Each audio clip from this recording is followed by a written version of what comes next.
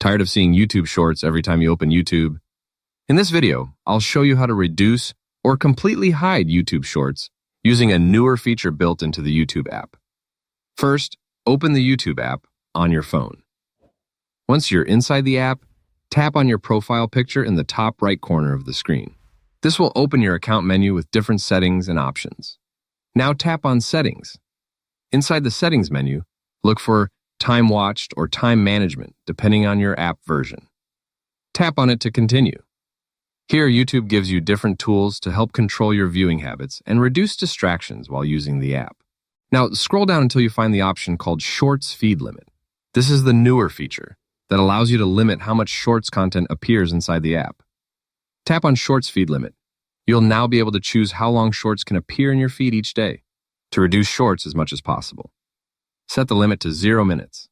Once you apply the setting, YouTube will greatly reduce or stop showing Shorts content in your recommendations and home feed. If you ever want Shorts back later, simply return to the same menu and increase the limit again.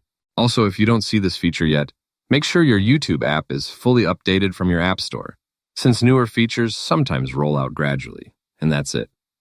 Thanks for watching.